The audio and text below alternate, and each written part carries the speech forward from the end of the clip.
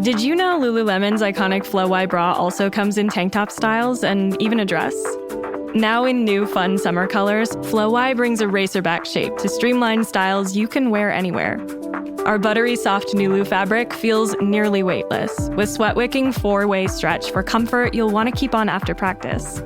Flow freely, on and off the mat with light support and refined design. Shop Flow Y now at lululemon.com. Mornings have a rhythm. You can hear it, feel it.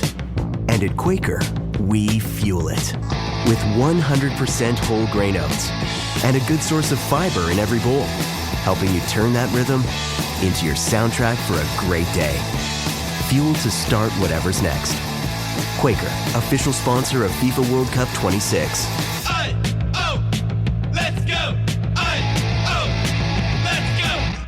Bon, ça y est, je me sens prête, de l'eau à couler sous les ponts.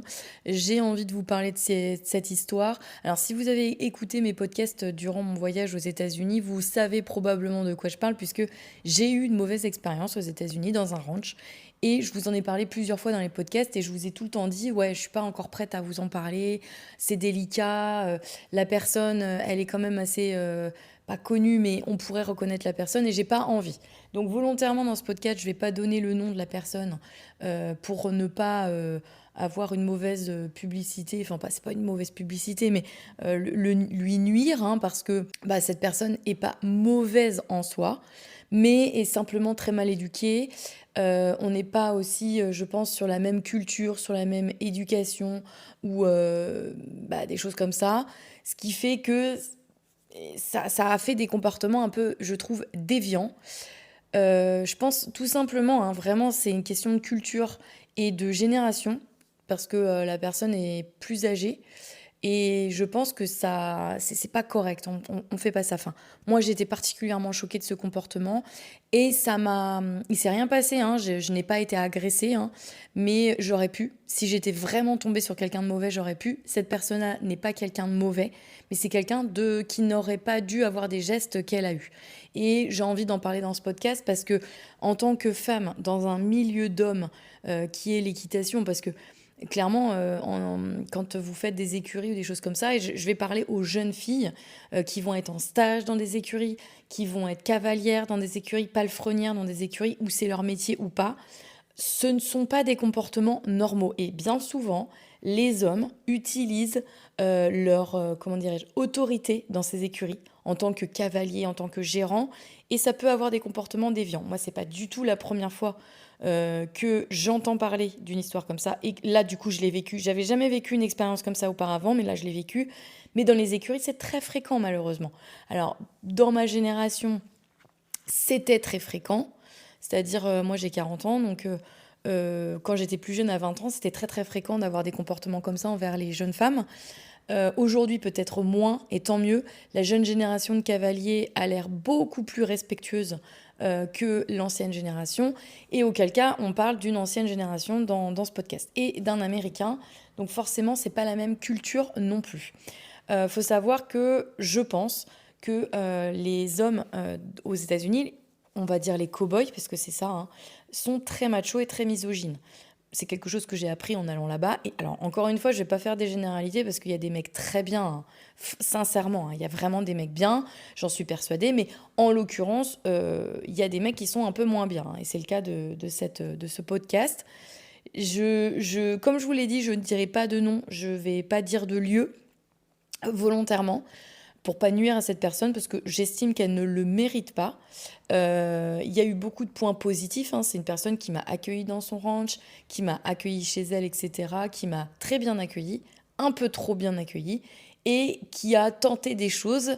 Mais heureusement, pour ma part, je fais du crossfit, et vous allez comprendre pourquoi. J'ai un peu de force, du coup, et je pense que ça m'a aidée à sortir de la situation plus facilement que si j'avais été un peu frêle et un peu faible psychologiquement, parce que j'ai aussi un très fort caractère, et je pense que ça m'a un peu sauvé la life. Donc, pour vous expliquer, j'ai rencontré donc une personne. On m'a même proposé, en fait, plusieurs personnes m'ont proposé, j'avais mis des annonces dans des groupes Facebook américains, etc., des groupes Facebook français, pour pouvoir faire des activités dans les ranchs.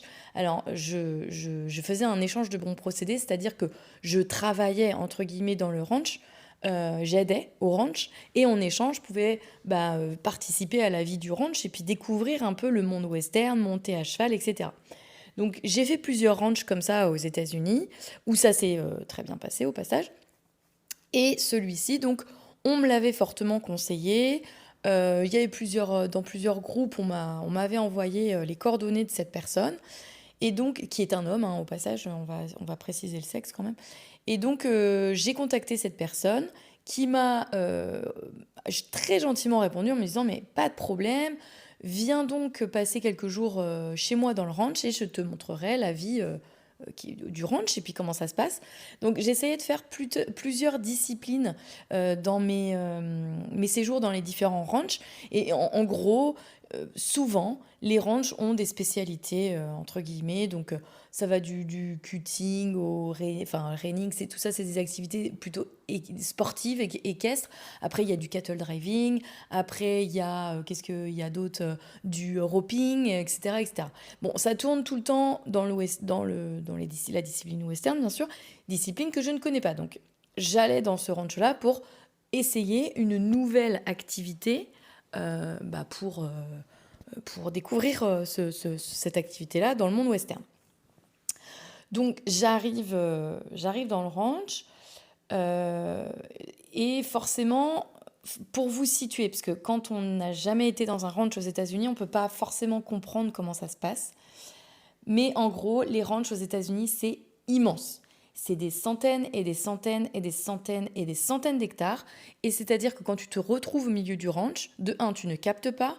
De 2, tu vas souvent en quad ou en 4x4 pour te déplacer dans les immenses prés, pour aller voir les bêtes, etc. Ou à cheval, ce qui fait que tu es totalement isolé. Mais totalement. C'est-à-dire que tu ne peux pas passer un coup de fil à quelqu'un pour appeler à l'aide. Le mec, en gros, il fait ce qu'il veut. Hein. S'il a envie de te violer, de te tuer, de te découper et de t'enterrer, eh bien, il peut le faire facilement au milieu de son ranch. Hein. Et tu ne peux rien faire. Tu peux crier tout ce que tu veux. Bon, bref, c'est un peu gore ce que je dis, mais c'est vraiment pour vous situer. Parce qu'il y a beaucoup de gens qui ne comprennent pas, en fait, la situation que je vais élucider dans ce podcast. Mais ils ne se rendent pas compte. En fait, je parlais avec une copine à Vinciana de cette histoire-là, qui, elle, a passé quelques mois aux États-Unis aussi, dans différents ranchs et tout ça. Et elle m'a dit que parfois, elle aussi, elle a eu peur parce qu'en fait, elle s'est retrouvée complètement isolée et elle le disait à sa famille. Et sa famille minimisait la chose. Elle disait, bah quand même. Donc non, moi, je l'ai vécu et effectivement, c'est terrifiant quand tu te retrouves dans une situation délicate au milieu de nulle part. Tu n'as pas d'habitation à moins de 3/4 d'heure de route. Ton seul moyen de transport, c'est ton cheval ou alors le 4x4 ou le quad avec la personne en question. Donc, en fait, t'es bloqué. Et je pense qu'il se passe beaucoup de choses dans ces immensités de terre et qu'il y a beaucoup de gens qui sont un peu disparus. On sait pas où ils sont. Bon, bref, on va pas fabuler non plus, mais voilà, pour vous situer. Suivant les États également, le port d'armes est totalement légal, hein, au passage. Et du coup, dans certains États, l'arme, vous l'avez sur vous, quoi. Enfin, pas moi, mais en l'occurrence, les personnes, les ranchers, ce qu'on appelle, donc les mecs qui sont gérants des ranchs, ils sont armés, quoi. Donc, encore une fois, c'est un peu compliqué pour se défendre. Bref. Donc cette personne m'accueille très bien, elle m'explique que elle me propose de passer quelques jours dans le ranch.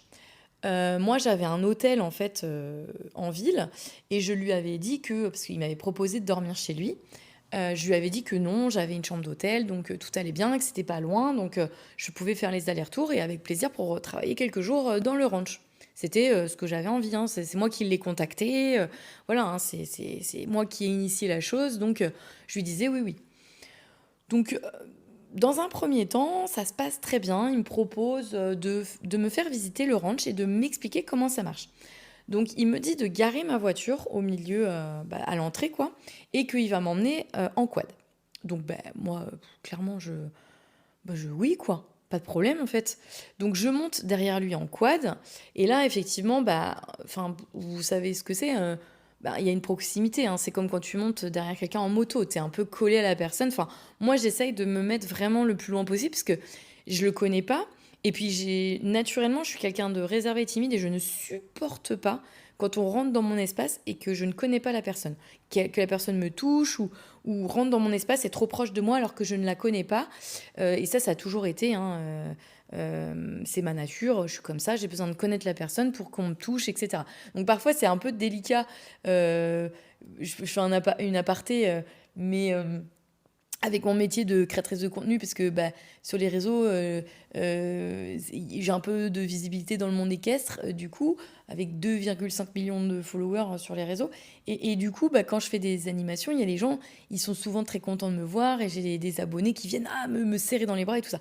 Ça a été très compliqué au début. Maintenant, ça va mieux. Mais j'avoue que ma personnalité, mon caractère fait que c'est très compliqué pour moi qu'on me touche beaucoup. Alors, les enfants, tout ça, pas de problème. Mais les adultes, j'ai un petit peu de mal. Surtout les hommes. Bon, bref, on va pas faire un roman là-dessus, mais pour vous situer. Donc, je me mets un peu en arrière du quad. Sauf que il me dit, une première fois, non, il faut que tu te rapproches, tu risques de tomber. Chevy is called the heartbeat of America for a reason. With SUVs made to move with your rhythm. The versatile Equinox tackles your entire day. The spacious Traverse fits your crew and your whole weekend. And Trax brings style with value you can count on. All infused with tech that has your back. So your drive always hits the right chord. Chevrolet. Together, let's drive. Good sleep is everything.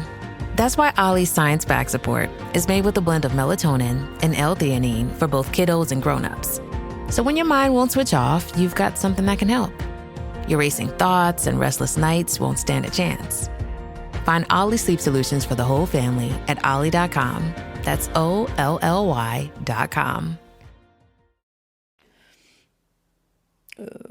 Mec, quand même, je suis issue d'une famille de motards. Mon père, ma mère, mon frère fait de la moto.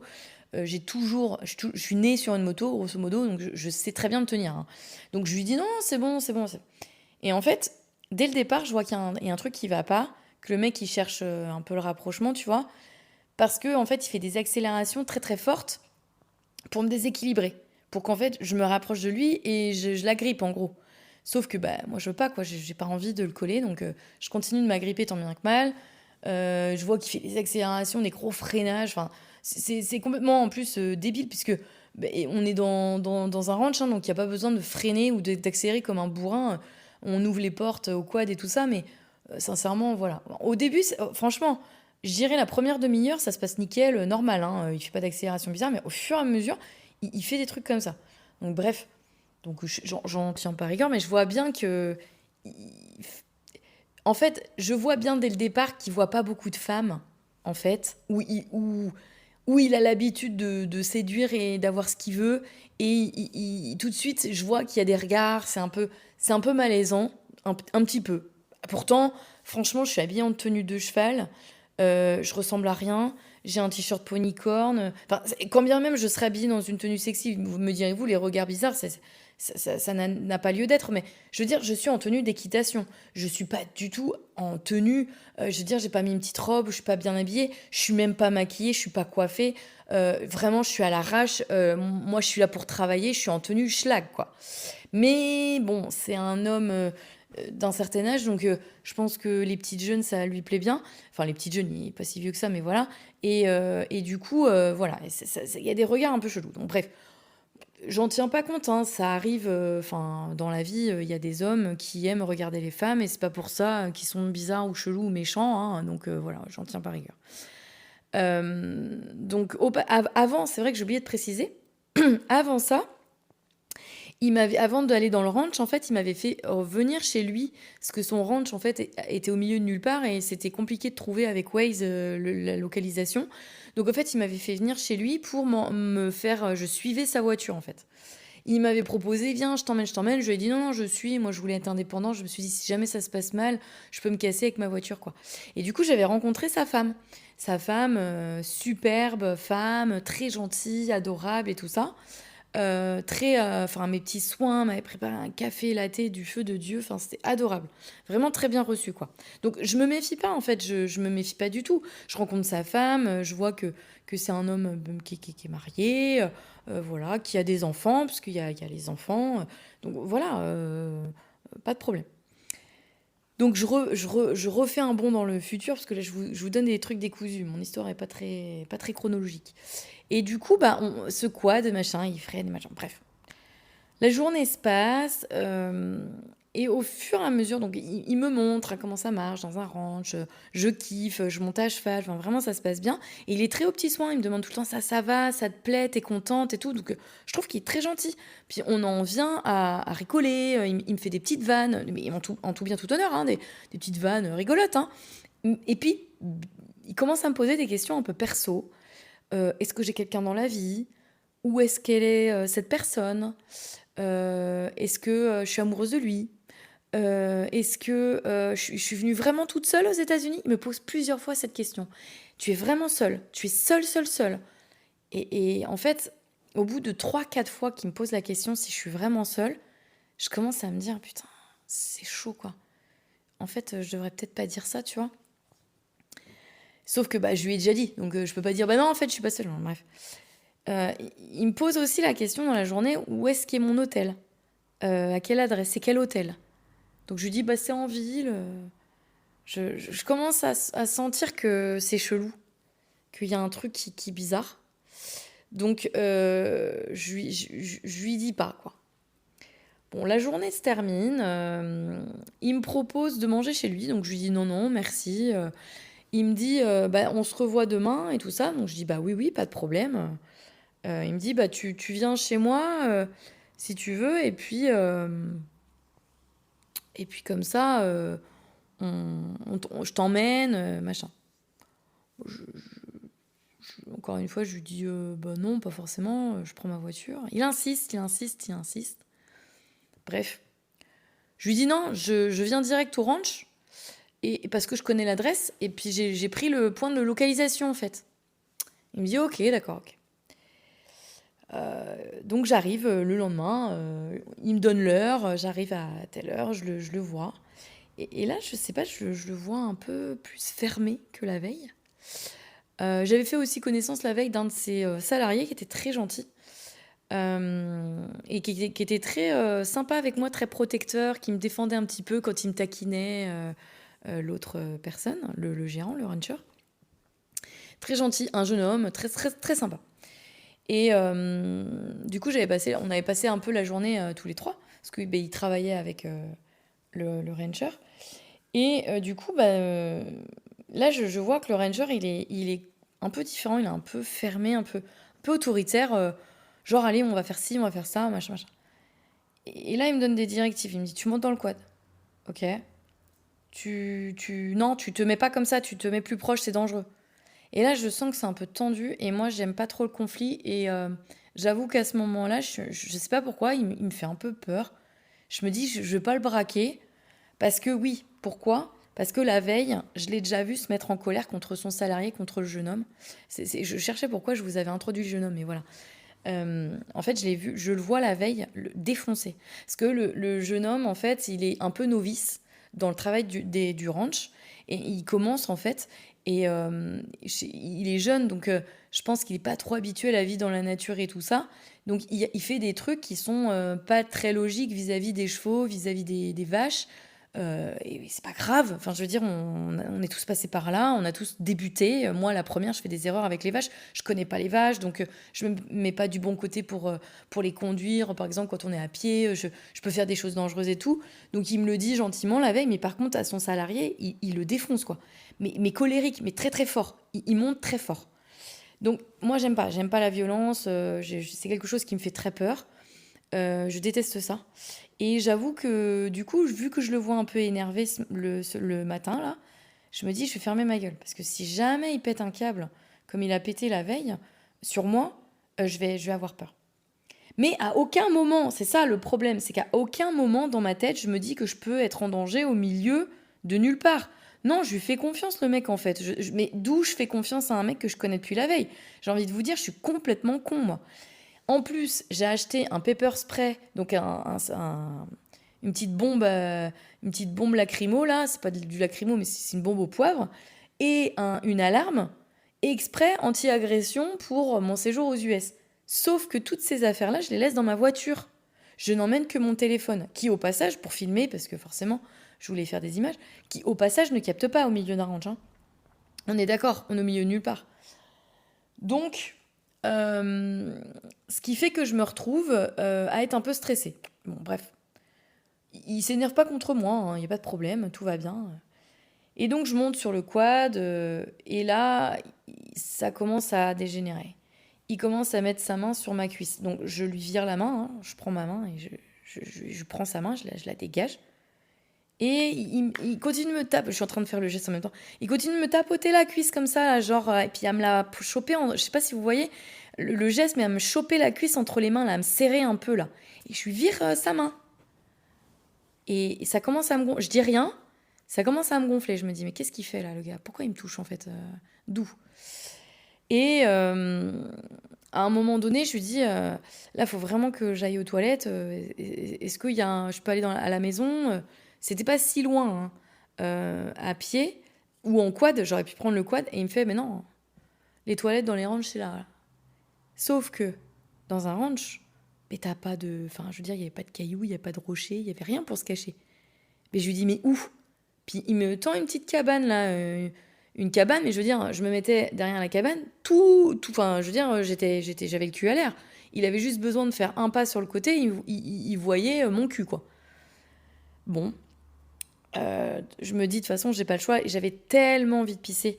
Je suis sûre que vous voyez, les meufs, quand vous n'en pouvez plus, et que votre périnée, vous l'avez musclé à fond, hein, c'est pas le problème, mais vous êtes à 2 doigts de vous pisser dessus. Là, c'était le cas. Hein. Vraiment, je me retenais de ouf. Et moi, le matin, je fais toujours beaucoup pipi. Et là, j'en pouvais plus, donc je fais ça. Je regarde quand même qu'ils yeutent pas et tout. Ils yeutent pas. Bon, voilà. Pas de problème. Moi, ça me pose pas de problème de pisser à l'air. Hein. Je le fais très régulièrement dans les écuries. Ça paraît normal. Mais là, je sais pas, je me sentais pas à l'aise, quoi. Je me sentais pas bien. Bref, on continue. Et là... on monte à cheval et tout. Je vois qu'il commence à se détendre. Alors, il défonce toujours son salarié, hein, pour rien. Hein. Là, il est vraiment de mauvais poil ce jour-là. Et son salarié s'en prend plein la gueule à chaque fois qu'il bouge un orteil. On se prend aussi une espèce de grosse cartouche à un moment donné quand on met le filet. Parce que je vois son salarié galérer. En fait, il n'est pas habitué à mettre les filets sur les chevaux, le pauvre. Du coup, on met un filet, mais qui est un peu trop serré. Et du coup, moi, je veux l'aider en desserrant. Donc, on est à 2 sur le cheval. Et l'autre, il pète un câble. Il pète un câble, il dit qu'on fait peur au cheval, qu'on fait de la merde, qu'on ne sait pas s'occuper des chevaux, qu'on n'a pas le feeling avec les chevaux. Mais il crie. On s'en prend plein la gueule. Et là, son salarié, il est très, très protecteur avec moi. Et il dit non, c'est de ma faute. Alors que pas du tout, c'est moi qui viens de l'aider, c'est moi qui interfère dans son travail, tu vois. Et il me protège, en fait. Non, c'est de ma faute et tout. Et je lui dis mais non. Et il me fait un geste avec la main, genre, ne t'occupe pas de ça. Reste en dehors de ça, je gère. Trop mignon, quoi. Mais vraiment trop mignon. Franchement, je me dis, dans mon stress, je me dis, putain, mais lui c'est un allié, quoi. Il est avec moi, il est dans mon équipe, quoi. Il était trop chou. Franchement, il était adorable, ce petit jeune homme. Vraiment adorable. Et bref, donc, la journée continue, on monte à cheval, tout ça. On descend de cheval à la fin de matinée. On a passé 4 heures à cheval. Moi, j'en pouvais plus. Il faisait une chaleur un peu à crever. Et du coup, on décide de doucher les chevaux. Et là, ça dégénère un peu. Il commence à me doucher. Et à me doucher, vous allez comprendre, les meufs, mon t-shirt. Pour, vous voyez ce que je veux dire, hein, quand les t-shirts sont mouillés, on voit un petit peu à travers, on voit un peu plus les formes, etc. Donc, il me douche mon t-shirt. Je lui dis, sur le coup, je comprends pas trop, tu vois. Je dis, c'est bon, machin. Et là, il prend la rêne de son cheval et il vient me fouetter le cul. Mais fouetter le cul, genre coquine, quoi, tu vois. Et là, je lui fais non. Ah non, par contre, non, ça va pas le faire. Et il me dit, il s'arrête, il me dit, t'as un peu de caractère, toi. Et je lui dis, oui, pourquoi? Il me dit et tu fais du sport? Je vois que tu as des épaules solides, des bras solides. Tu as un peu de force. Je dis oui. Et là, je comprends en fait que là, il est en train de me jauger en fait. Et là, je lui dis ouais, et je me laisse pas faire non plus. Les hommes me font pas peur, je lui dis, droit dans les yeux. Là, je me dis en fait, pour la première fois, je me dis, là, franchement, faut que je montre qui je suis parce que ça pue. En fait, alors moi, je suis quelqu'un d'hypersensible au sens strict du terme. Donc, je ressens énormément les intentions, les émotions dans une pièce, auprès des gens, quand je rentre dans une pièce ou avec les gens. Et là, mon instinct me dit alarme. Alarme, problème, alarme, prédateur. Et là, je me dis, ça pue. Et le mec, pour vous situer, il n'est pas hyper baraque, mais c'est un rancher. Donc, ça veut dire qu'il fait du travail de physique depuis toujours et tous les jours.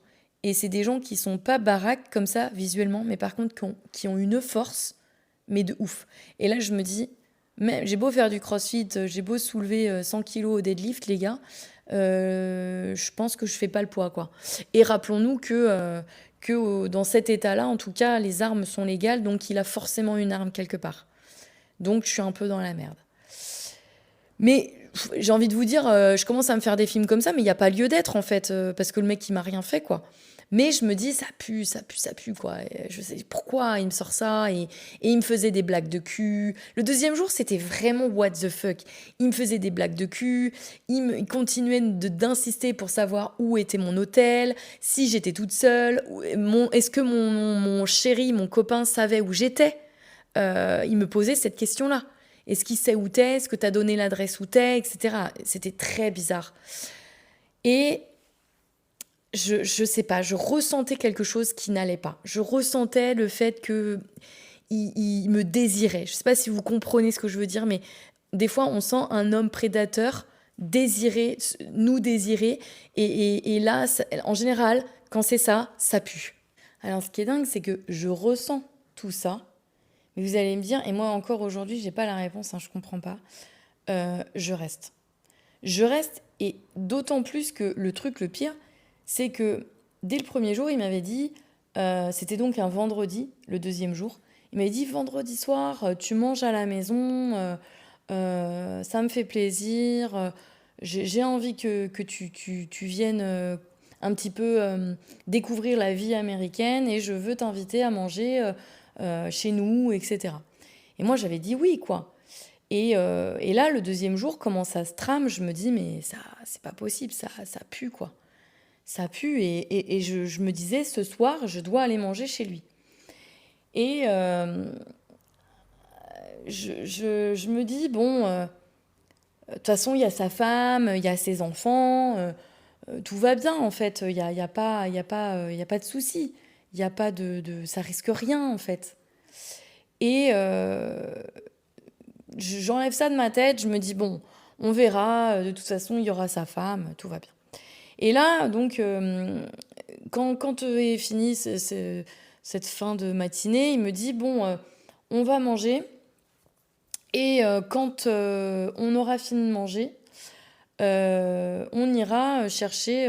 non, même pas. Il me dit, on doit aller chercher des antibiotiques ou des vaccins pour les veaux, chez des voisins. Tu viens. En fait, le deuxième jour, c'était super chelou, il était hyper directif. Il me disait pas, ça te dit de faire ça, etc. Parce que il devait le faire, je veux dire, c'est son taf, le mec, il va pas faire son emploi du temps en fonction de moi, tu vois. Mais s'il m'avait dit, désolé, on va chercher des antibiotiques, c'est pas très intéressant chez des voisins, t'es pas obligé de venir, hein, si tu veux, tu peux prendre ta voiture et repartir, on remontera pas à cheval, on fera rien de plus pour cette fin de journée, donc voilà. Et là, je dis, il m'aurait dit ça, j'aurais dit, oui, au revoir. J'aurais demandé quand même si il avait besoin d'un coup de main, mais voilà, par politesse, quoi. Surtout qu'on devait se voir le soir, donc bref. Mais non, il me dit, tu viens.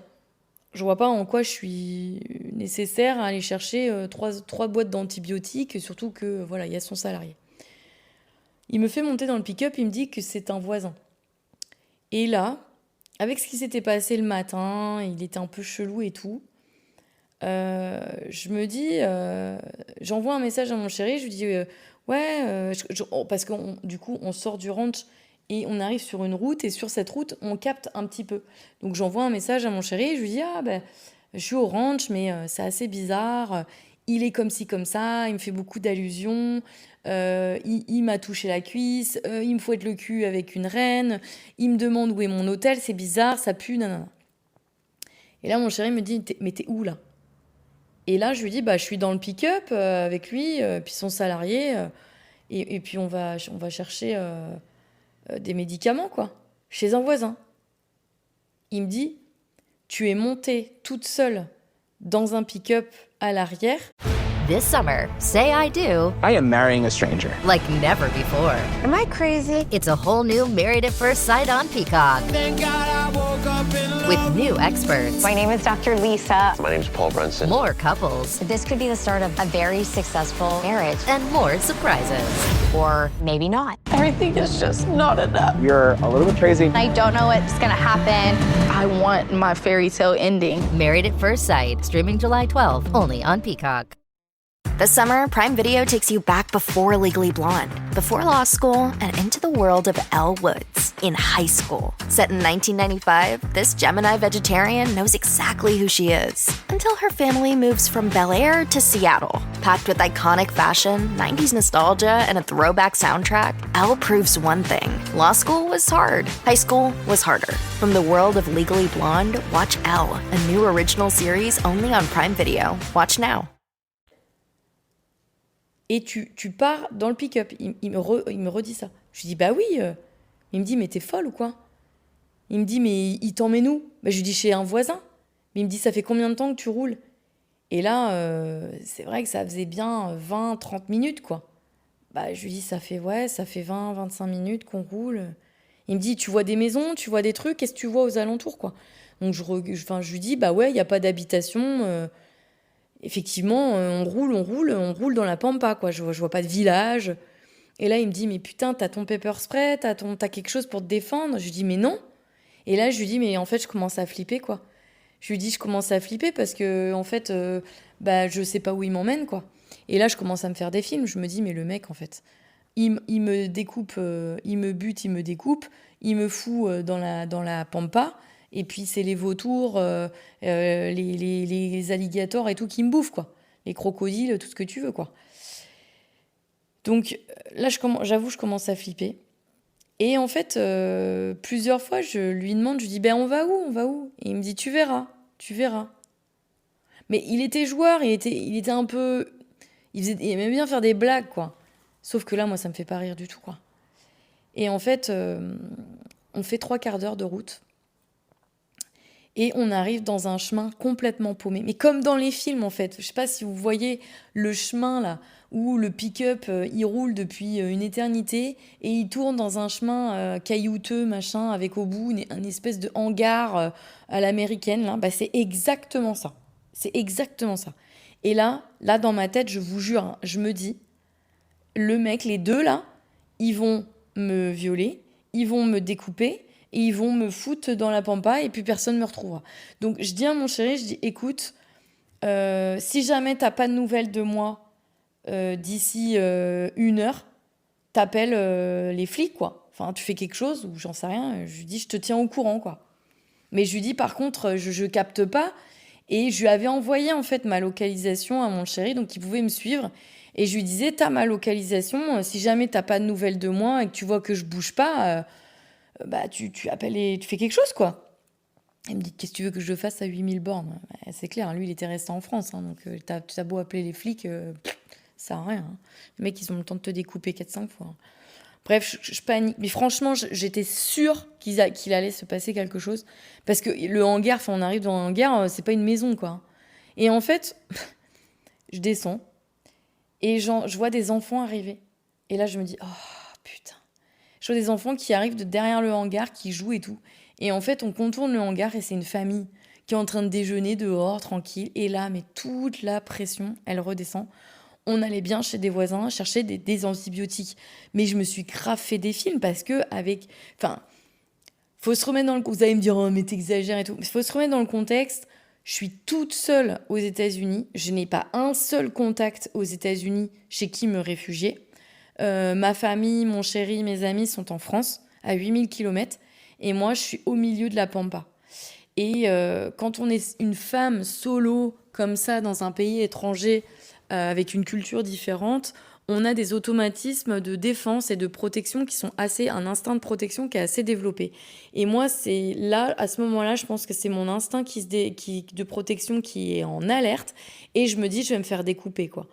Mais non, tout va bien. Donc, la famille est adorable. Ils me proposent de l'eau. Il faisait très, très chaud. Donc, voilà. Bref, on prend les antibiotiques et on se casse. Donc, je rassure mon chéri quand je suis sur la route. Je lui dis, tout va bien. Même s'il est chelou, il m'a pas découpé, il s'est rien passé, c'était vraiment chez des voisins, tout va bien, je le rassure.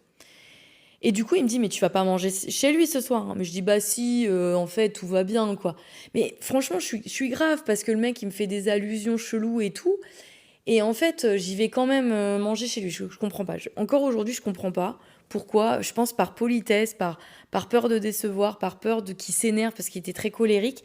Je voulais pas le décevoir et du coup je voulais pas je m'étais dit ils ont préparé le repas pour moi, sa femme avait c'est elle qui gérait la maison parce que c'était très macho, très misogyne, très à l'ancienne, hein, donc elle gérait la maison et lui il arrivait, il mettait les pieds sous la table, si tu vois ce que je veux dire.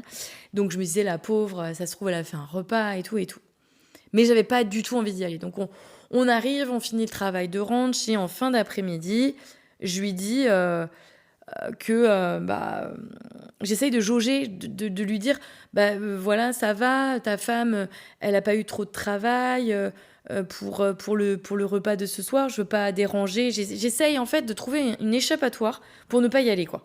Et il me dit ah non, mais ma femme, elle est pas là. Elle est partie ce week-end. Elle est partie avec un ami. Je lui dis un ami ? Et il me dit, ouais, mais en gros, il commence à m'expliquer qu'ils sont en couple libre. Que elle, quand elle part en week-end ou en vacances, elle fait ce qu'elle veut avec son ami, entre guillemets, et que lui aussi. Et là, je me dis, oh, what the fuck. Et là, encore une fois, à ce moment-là, vous allez tous vous dire, mais Steph, tu vas pas y aller, au fait, au repas du soir. Tu ne vas pas y aller.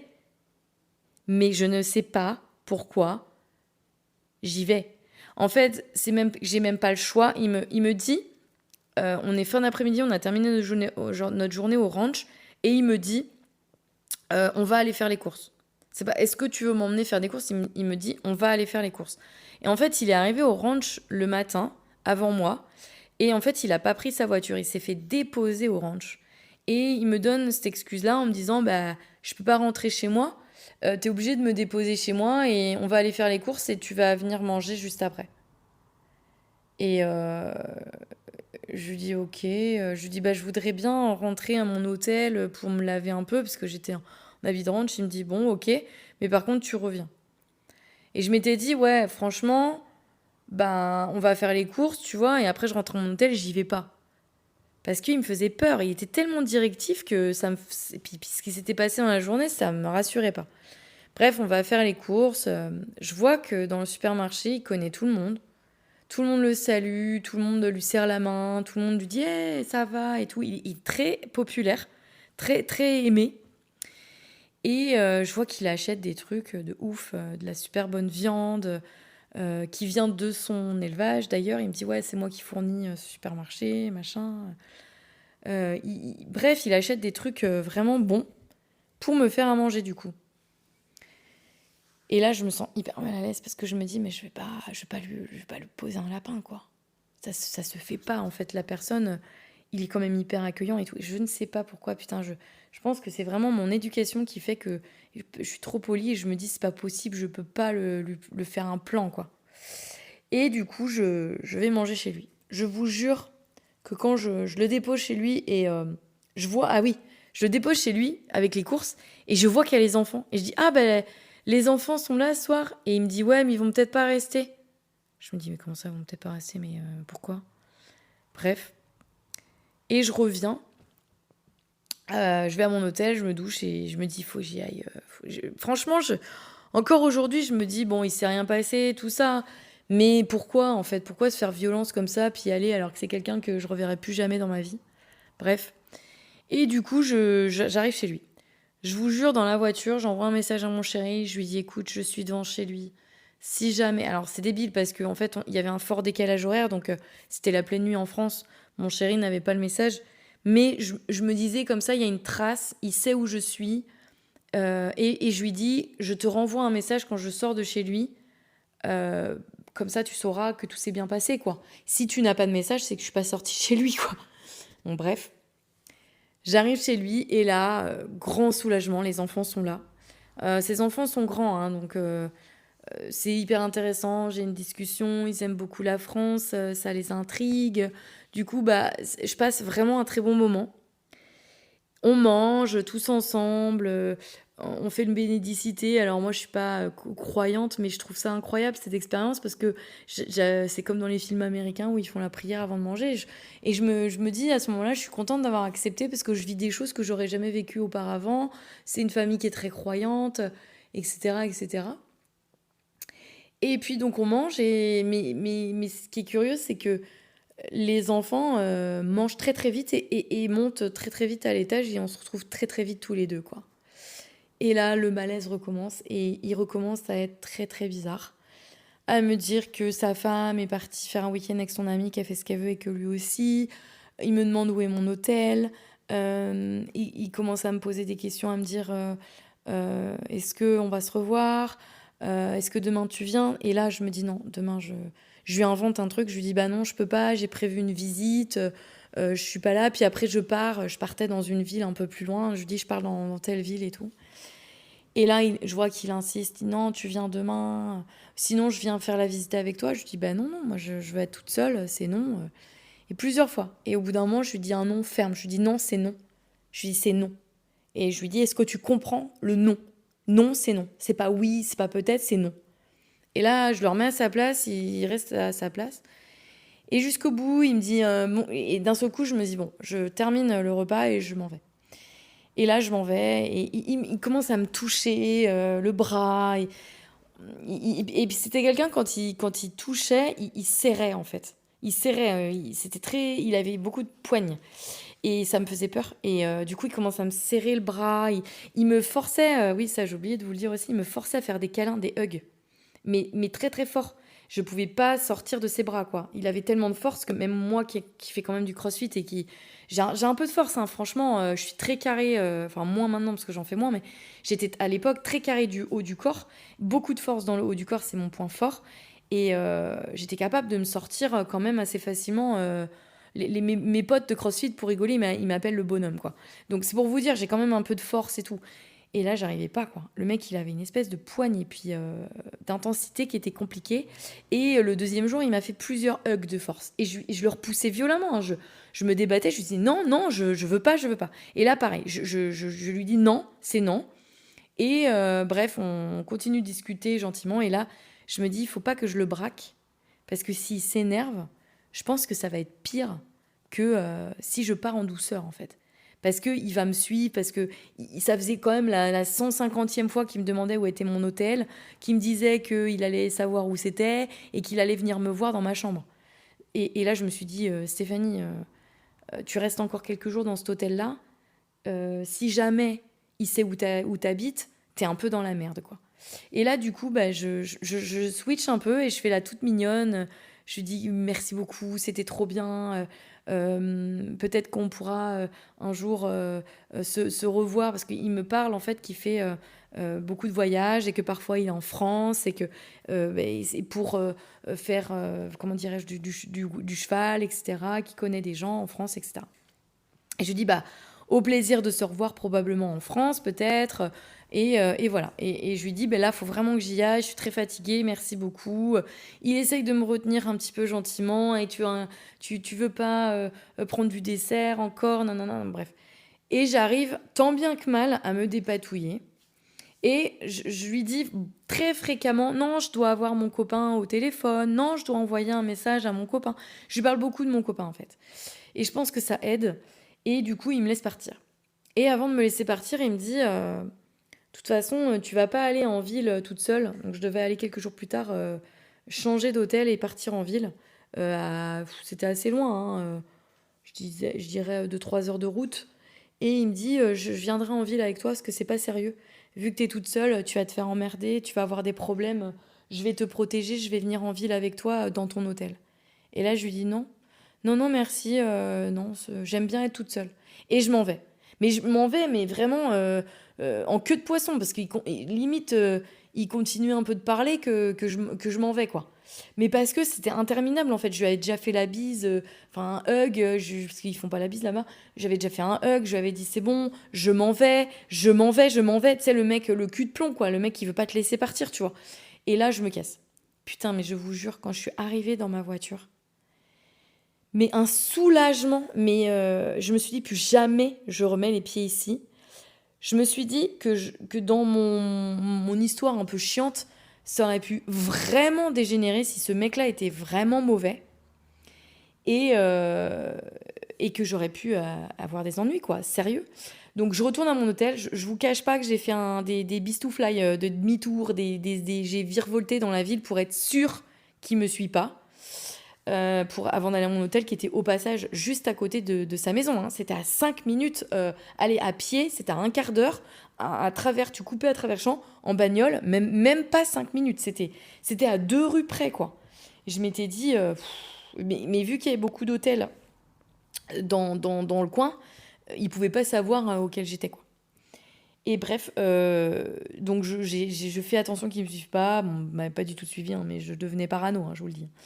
Et quelques jours plus tard, donc j'ai pas de nouvelles et encore heureux, et je pars donc en ville. Le jour où il savait que j'allais aller en ville, il m'envoie un message pour me dire si ça s'est bien passé, si je suis bien installée et si, comment dire, en gros, il veut que je le rejoigne, quoi, qu'il vienne avec moi. Je réponds pas. Et là, donc l'histoire se termine comme ça, hein, aux États-Unis, j'ai plus du tout de nouvelles, je le ghost total. Je le mets en vue, je fais volontairement ça, je lis ses messages et je le laisse en vue. And we're live on match day as Doug reaches for a buffalo wing. He's got it! Oh, and he's gone for a can of Pepsi too! What a finish! There's no doubt about it, it just tastes better. Match days deserve Pepsi. If we knew more about our sleep, what would we do differently? Would we go to bed at a consistent time or take steps to reduce interruptions to our sleep? With Sleep Score, Apple Watch measures your bedtime consistency, interruptions, and sleep duration. Then, every morning it combines these factors into an easy-to-understand score from 1 to 100. So you'll know how to take the quality of your sleep from okay to very high. Know your sleep score with Apple Watch. iPhone 11 or later required. Pour qu'il comprenne en fait que je veux pas lui parler. Et du coup, je reviens en France, donc plusieurs mois après, je reviens en France et il n'y a pas longtemps, donc là ça fait pas très longtemps que je suis revenue, ça fait 2 mois, hein. Et il n'y a pas très longtemps, je pense qu'il y a 1 mois de ça, je reçois un message de lui me disant qu'il est en France et qu'il a envie de me voir. Et là je me dis mais ce mec il est complètement jeté, quoi. Le mec il est complètement jeté. Je me dis mais c'est un fou fracas ce gars, parce que heureusement en fait que je lui ai pas dit où j'étais, que je connais pas quelqu'un en commun avec lui qui m'aurait je sais pas sans le vouloir présenter, ou je sais pas, je vais faire un massage dans une écurie, il est là, tu vois. Mais voilà, l'histoire se termine comme ça. Alors vous allez me dire ouais non mais Steph, franchement là t'exagères, tu nous dis que tu ne veux pas nous parler d'une histoire de fou et en fait c'est pas si une histoire de fou que ça. Alors clairement c'est vrai que raconter comme ça, je pense que peut-être que ça a fait un peu genre la meuf elle exagère, mais alors de un, j'ai un côté, je suis hypersensible, donc je prends les émotions et les choses comme ça, pour moi c'est une agression, je l'ai pris comme une agression, parce que quand on vient te tripoter, quand on vient te toucher de force, quand on vient te faire des hugs, quand on vient te faire des blagues perverses, quand on vient te harceler pour savoir où ton hôtel est, je le prends comme une agression, sincèrement. Après, techniquement, cette personne ne m'a rien fait, mais c'était pas correct. Et je pense... Alors, il avait l'habitude de prendre des stagiaires femmes, et franchement, je suis mitigée sur le fait qu'elles aient passé des bons moments avec lui, parce que Franchement, moi, 2 jours, c'était bien assez, c'était bien trop. Sans parler qu'il est assez colérique et que en plus, il est un peu porté sur la chose, si vous voyez ce que je veux dire. Donc, c'est pas forcément une adresse où il faut aller. Si jamais vous avez prévu un séjour aux US dans des ranchs et que vous y allez et que vous avez plusieurs noms, vous pouvez m'envoyer un message privé sur Insta, ponycorn-le-blog, pour me demander l'adresse à ne pas aller et je vous la donnerai. Je vous donnerai le nom et l'adresse en privé si vous voulez, comment dirais-je, aller, vous projetez d'aller aux États-Unis et que vous avez peur de tomber sur cette personne-là. Pas de problème, je vous donnerai l'adresse à ne pas aller. Mais bon, c'est vrai que quelque part, je le remercie parce qu'il m'a fait découvrir une expérience extraordinaire dans son ranch. J'étais en immersion pendant 2 jours. C'était super. Mais très sincèrement, ça m'a complètement fait peur. Ça m'a bloquée. Et du coup, au lieu de passer mon séjour à faire plusieurs ranchs comme c'était prévu au départ, j'ai complètement arrêté après d'aller dans les ranchs. Je n'ai pas été dans un ranch depuis. Enfin si, je suis allée dans un ranch après dans le Montana avec une copine qui bosse là-bas dans une famille extraordinaire. Et là, c'était génial. C'était franchement incroyable. C'était une famille, il y avait tout ce qui est de plus normal. Enfin voilà, ils bossaient en famille, la femme, son mari, c'est leur fille. Enfin voilà, tout était leur gendre, leurs petits-enfants. Enfin, c'était vraiment un cadre idyllique. Donc ça m'a vraiment fait du bien de terminer sur une note comme ça. Parce que là, franchement, j'aurais été en immersion à bosser plusieurs mois pour cette personne-là. Je pense que ça aurait été un calvaire. Et ça aurait très mal fini, je pense. Donc voilà. Juste pour dire que le voyage seul, c'est super safe. Sur les 3 mois que j'ai passé là-bas, j'ai eu une très mauvaise expérience. C'est tout. Et parce que je me suis pas méfiée, parce que voilà, j'ai pas pris des mesures de sécurité outre mesure. Et c'est dommage.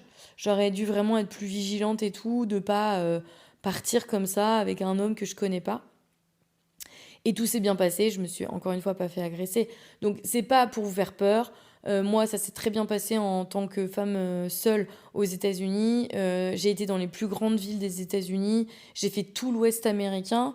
Donc, sincèrement, je vous conseille de le faire si vous avez envie. Il ne faut pas avoir peur. Mais par contre, il faut être vigilante, c'est tout. Faut des principes de sécurité. On ne se retrouve jamais seul avec un homme. On ne dit pas non plus qu'on voyage seul. Donc après, je ne disais plus que je voyageais seule. Ça a été vraiment quelque chose qui m'a servi de leçon. Et quand je rencontrais des hommes, parce que ça m'est arrivé de me faire draguer très régulièrement aux US, de façon très classe ou très polie au passage, mais on me demandait si j'étais toute seule et je répondais non. Je répondais que j'étais avec une copine, voilà, à chaque fois que je croisais quelqu'un en soirée ou machin, par exemple, je me suis pas mal fait draguer à Las Vegas. C'est un peu le pays de la fête, les gars, enfin la ville de la fête. Et les hommes, quand ils me posaient la question, je disais que j'étais pas seule. Je disais que ma copine, elle était dans un autre casino et que je me baladais et que voilà. Mais ouais, jamais dire qu'on voyage seul. Ça, c'est la règle d'or et ça, je l'ai appris à mes dépens. Parce qu'au début, je le disais. À qui voulait l'entendre, en fait, parce que moi, je voyais pas le problème. Mais en fait, si, il y a des très gros problèmes quand on voyage seul. Donc voilà. Après, c'est vrai que je m'étais fait une connaissance au bout d'un moment. Une Française qui vivait là-bas et du coup j'étais en contact avec elle tous les jours, on se parlait beaucoup, on se faisait des vocaux et tout, on s'entendait bien et du coup je me disais que s'il m'arrivait quelque chose je pouvais la tenir au courant. Elle était dans le même pays que moi quoi. Elle était pas dans, du coup je vadrouillais pas mal donc et les États-Unis c'est très très grand mais on n'était pas souvent à côté mais au moins je me disais elle est dans le même pays. Elle sait quoi faire si je me fais agresser, voilà, bref. Donc ce podcast prend fin. Faites attention à vous, prenez soin de vous, ne vous laissez pas faire les meufs. Faut jamais se laisser faire face à un espèce de pauvre type comme ça. Et voilà. Et sur ce, sinon on se retrouve tous les mardis et tous les vendredis à 22h les gars. Bisous.